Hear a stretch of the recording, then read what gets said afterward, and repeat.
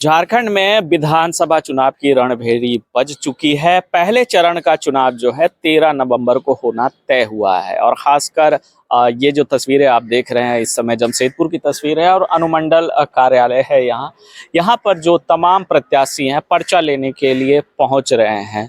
अलग अलग प्रत्याशी के लिए अलग अलग स्थल बनाया गया है। कुछ अनुमंडल कार्यालय से अपना पर्चा लेंगे, किसी को विधानसभा क्षेत्र वाइज उपायुक्त कार्यालय वहाँ से पर्चा लेना है। कई प्रत्याशियों ने अपने अपने प्रतिनिधियों को भेजकर पर्चा लिया है। जैसे थोड़ी देर पहले यहाँ पे डॉक्टर अजय कुमार के प्रतिनिधि आए थे, उन्होंने पूर्वी के लिए पर्चा लिया। पश्चिम से बन्ना गुप्ता के लिए पर्चा लिया जा चुका है। लेकिन प्रत्याशी पर्चा तो ले रहे हैं, लेकिन सबसे जो अचंभित वाली बात है, बात यह है कि अभी तक किसी भी दल ने, यानी कि किसी भी दो बड़े दल, जो दो बड़े गठबंधन है झारखंड की राजनीति में, एनडीए और इंडिया गठबंधन, उन्होंने अपने प्रत्याशियों की घोषणा नहीं की है। ऐसे में प्रत्याशी पर्चा जरूर खरीद रहे हैं, लेकिन इस बात को लेकर के अभी भी संशय बरकरार है कि पार्टी उन्हें टिकट देती है या नहीं देती है।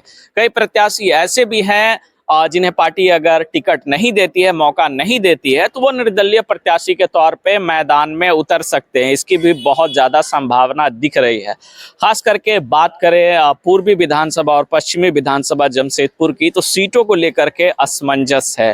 खास करके भारतीय जनता पार्टी कौन से ऐसे चेहरे को उतारना चाहेगी, इसको लेकर के काफ़ी अभी बातचीत चल रही है। रघुवर दास के परिवार के सदस्यों का नाम कभी आता है, कभी राम बाबू तिवारी का नाम आता है, अमरप्रीत सिंह काले अपने स्तर से प्रयास कर रहे हैं। यानी कि भाजपा को लेकर के स्थिति स्पष्ट नहीं है और भाजपा के कैंडिडेट का इंतजार कहीं ना कहीं कांग्रेस कर रही है पूर्वी में। यानी कि स्थिति जो है पूर्वी की पहले आप वाली बनी हुई है। पश्चिम का भी यही हाल है। सरयू राय पश्चिम से चुनाव लड़ने के संकेत दे चुके हैं, लेकिन इससे भी इनकार नहीं कर रहे हैं कि अगर पूर्वी में भारतीय जनता पार्टी रघुवर दास के परिवार के किसी सदस्य को मौका देती है तो पश्चिम विधानसभा से फिर से सरयू राय, पूर्वी विधानसभा से फिर से सरयू राय की वापसी हो सकती है। यानी कि वो पश्चिम का रुख नहीं करेंगे। 24 तारीख को उन्होंने पर्चा खरीदने, नामांकन करने, पर्चा खरीदने की बात कही है और उसके बाद ये सारी स्थितियां स्पष्ट होगी। यानी कि कहीं ना कहीं अब जो है पूर्वी और पश्चिम की राजनीति